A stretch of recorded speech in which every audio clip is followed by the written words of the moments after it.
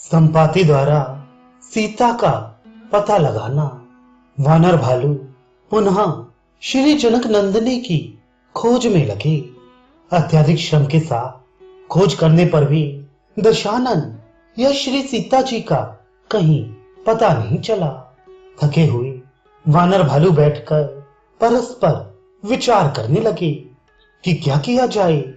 उस समय अत्यंत दुखित होकर अंगद ने कहा, इस कंदरा में घूमते हुए संभवतः 1 मास बीत गया। राजा सुग्रीव की दी हुई अवधि समाप्त हो गई और भगवती सीता का पता नहीं चला। अतः किष्किंधा लौटने पर तो हम निश्चय ही मारे जाएंगे। मुझे तो वे छोड़ ही नहीं सकते, अवश्य मार डालेंगे, कारण मैं उनके शत्रु का पुत्र हूं। मेरी रक्षा तो धर्मात्मा वीरवर श्री राम जी ने की है। अब प्रभु का कार्य पूरा न करने का बहाना लेकर वे मुझे किस प्रकार जीवित छोड़ सकते हैं। अतः मैं तो लौटूंगा नहीं, किसी न किसी प्रकार यही अपना शरीर त्याग दूंगा। इस प्रकार साश्रु नयन युवराज को विलाप करते देखकर वानरों को बड़ा क्लेश हुआ।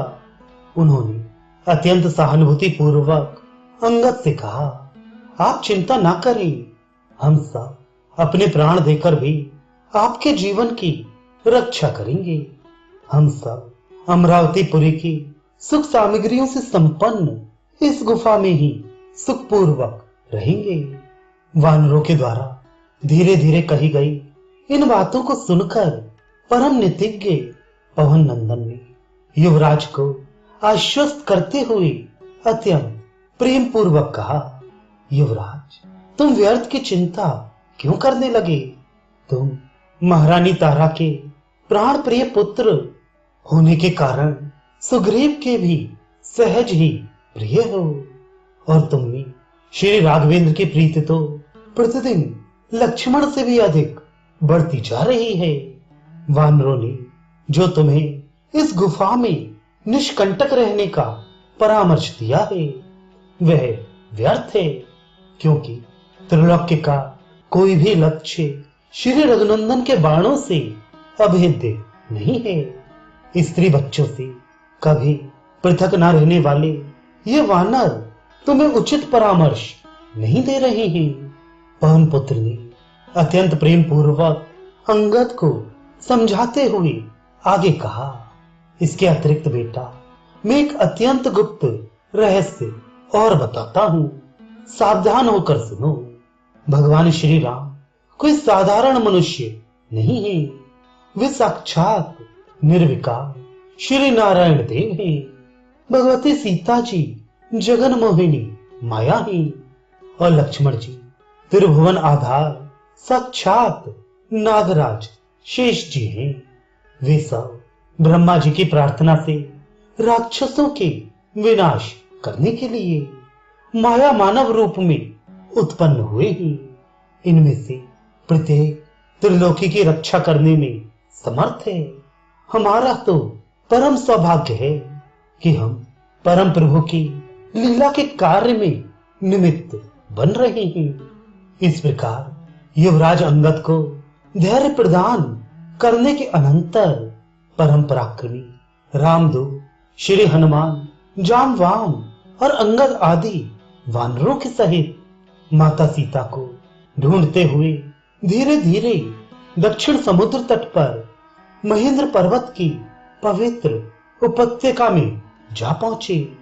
वहां सामने अगाध एवं असीम महासागर की भयानक लहरों को देखकर वानर भालू घबरा गए। सीतान्वेषण के लिए सुग्रीव की दी हुई 1 मास की अवधि भी समाप्त हो गई और सामने महासमुद्र। वीर वानर भालुओं की बुद्धि काम नहीं कर रही थी। इस कारण वानर राज सुग्रीव के कठोर दंड की कल्पना कर उन्होंने कहा, राजा सुग्रीव बड़े दुर्दंड हैं, वे हमें निसंदेह मार डालेंगे। सुग्रीव के हाथ मरने की अपेक्षा तो अन्न जल छोड़कर मर जाने में ही हमारा अधिक कल्याण है। ऐसा निर्णय कर वे सब जहां तहां कुश बिछाकर मरने के निश्चय से वहीं बैठ गए।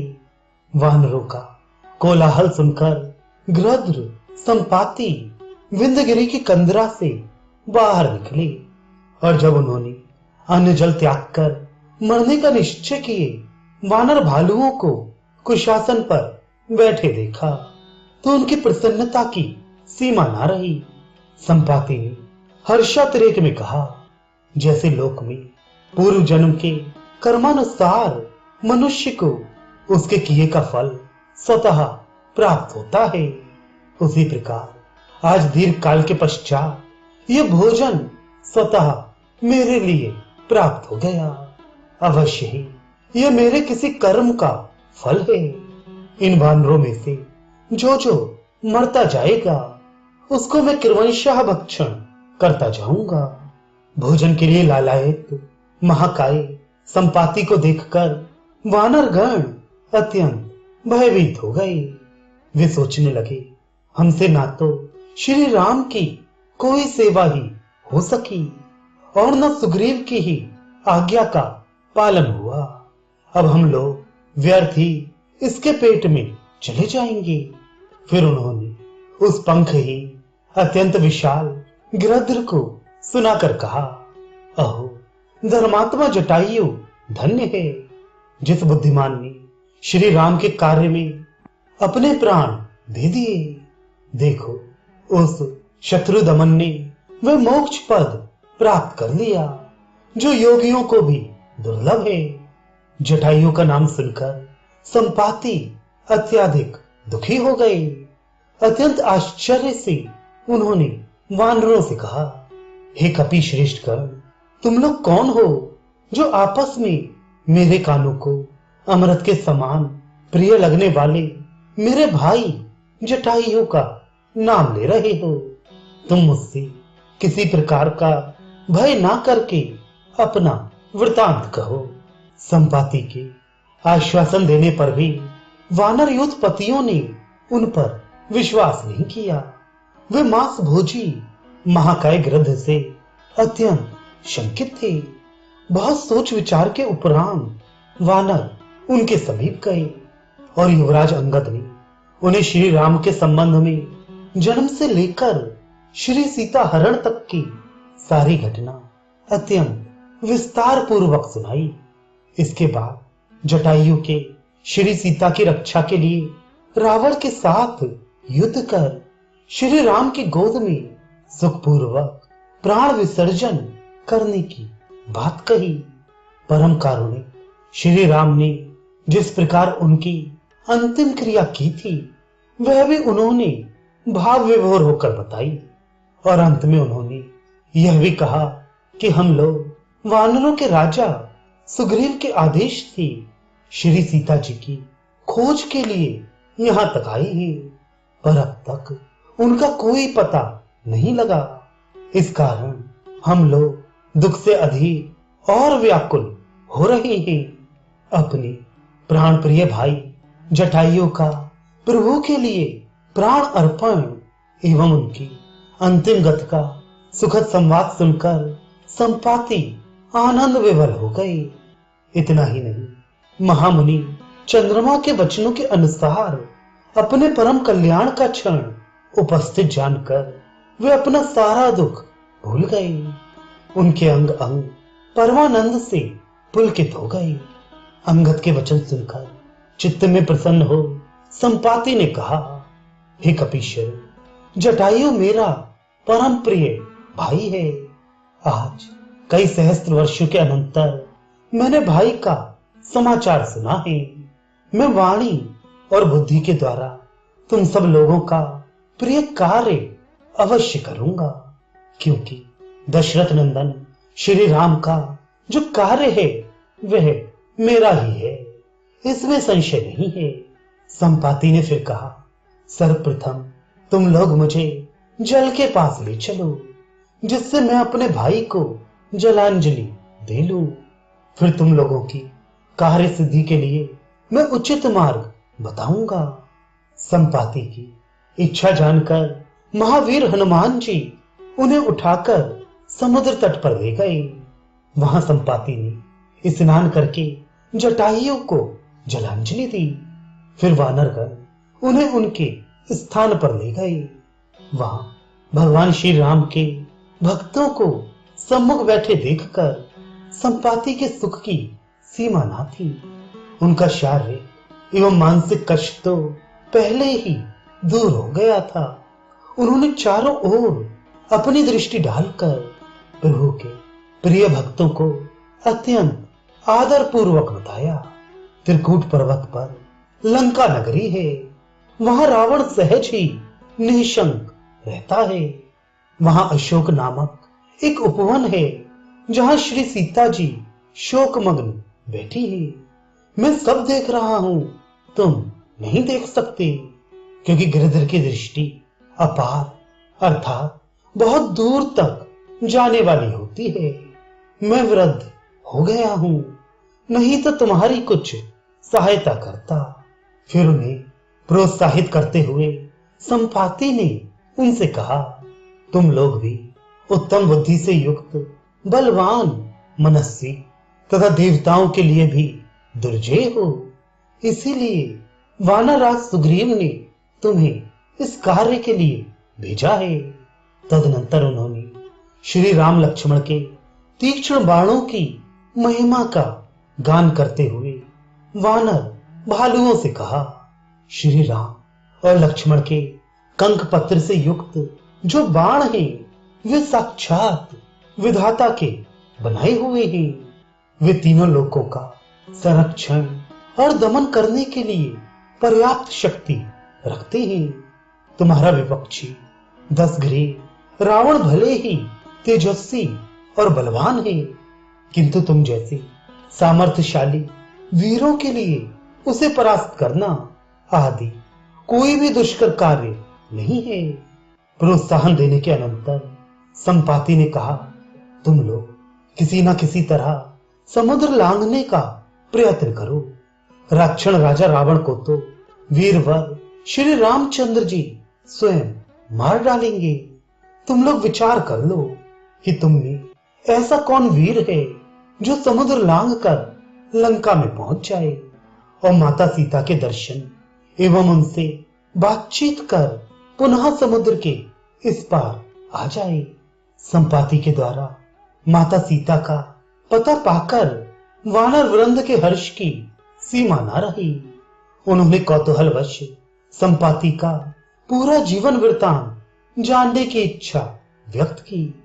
उन्होंने उन्हें बड़े ही आदर और प्रेम पूर्वक अपने पंख भस्म होने एवं चंद्रमा मुनि के द्वारा कही गई सारी बातें सुना दी। इसके अनंतर उन्होंने कहा, वानरों, पंखहीन पक्षी की विवशता क्या कही जाए। मेरे इस अत्यंत दयनीय स्थिति में मेरा पुत्र पक्षी प्रवर सुपार्श्वी मुझे यथा समय आहार प्रदान कर मेरा भरण पोषण करता आया है। हम लोगों की क्षुधा अत्यंत तीव्र होती है। एक दिन मैं भूख से छटपटा रहा था, किंतु मेरा पुत्र देर से रिक्त हस्त लौटा। इस कारण मैंने उससे अनेक कटु बातें कही। इस पर उसने अत्यंत विनम्रता पूर्वक मुझसे कहा, मैं आपके आहार के लिए यथा समय आकाश में उड़ा और महेंद्रगिरी के द्वार को रोककर अपनी चोंच नीचे किए समुद्री जीवों को देखने लगा। उसी समय वहां मैंने एक कज्जलगिरी की भांति बलवान पुरुष को देखा, जो अपने साथ एक अलौकिक तेजस्विनी स्त्री को बलात् लिए जा रहा था। उस स्त्री और पुरुष के द्वारा मैंने आपकी भूख मिटाने का निश्चय किया, किंतु उस पुरुष की अत्यंत मधुर एवं विनम्र वाणी से प्रभावित होकर मैंने उसे छोड़ दिया। इसके अनंतर मुझे महर्षियों एवं सिद्ध पुरुषों से विदित हुआ कि वह अलौकिक तेजस्विनी स्त्री दशरथ नंदन श्री राम की पत्नी भगवती सीता थी और काला पुरुष लंकाधिपति रावण था। श्री सीता के केश खुले हुए थे वे अत्यंत दुख से श्री राम और लक्ष्मण का नाम लेकर विलाप कर रही थीं और उनके आभूषण गिरते जा रहे थे। इसी कारण मुझे यहां आने में देर हो गई।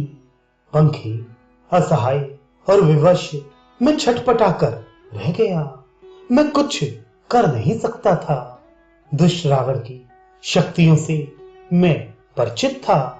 इस कारण जगदम्बा सीता की रक्षा न करने के कारण मैंने उसे कठोर वचन कहे। फिर संपाति ने कहा, श्री सीता का विलाप सुनकर और उनसे बिछड़े हुए श्री राम तथा लक्ष्मण का परिचय पाकर तथा राजा दशरथ के प्रति मेरे स्नेह का स्मरण करके भी मेरे पुत्र ने जो सीता जी की रक्षा नहीं की, अपने इस वर्ताव से उसने मुझे प्रसन्न नहीं किया, मेरा प्रिय कार्य नहीं होने दिया। परम भाग्यवान संपाति वानरों को अपनी कथा सुना ही रहे थे कि उनके 2 नए पंख निकल आए। उनमें यौवन काल का बल भी उत्पन्न हो गया। महर्षि चंद्रमा की वाणी का स्मरण करके वे अत्यंत सुखी हुए। उन्होंने वानरों से कहा, वानरों, तुम सब प्रकार से यत्न करो, निश्चय ही तुम्हें माता सीता का दर्शन प्राप्त होगा। मुझे पंखों का प्राप्त होना तुम लोगों की कार्य सिद्धि का विश्वास दिलाने वाला है। फिर उन्होंने भगवान श्री राम के मंगलमय नाम की महिमा का बखान करते हुए उनके लिए समुद्र लंघन अत्यंत सरल कार्य बताया। संपाति ने कहा, वानरगण, जिनके स्मरण मात्र से महान दुष्ट जन भी इस अपार संसार सागर को पार करके भगवान विष्णु के सनातन परम पद को प्राप्त कर लेते हैं। तुम लोग त्रिलोकी की स्थिति करने वाले उन्हीं भगवान श्री राम के प्रिय भक्तगण हो। फिर इस क्षुद्र समुद्र मात्र को पार करने में तुम क्यों समर्थ नहीं होगे? विनीतात्मा परम पराक्रमी पवन कुमार भाग्यवान संपाति के एक एक शब्द को अत्यंत ध्यान पूर्वक सुन रहे थे। माता सीता का सुस्पष्ट पता विदित हो जाने पर श्री रामदूत हनुमान जी की प्रसन्नता की सीमा न रही। उनके रोम रोम पुलकित हो गए। उसी समय पक्षी श्रेष्ठ संपाति उस पर्वत शिखर से उड़कर चले गए।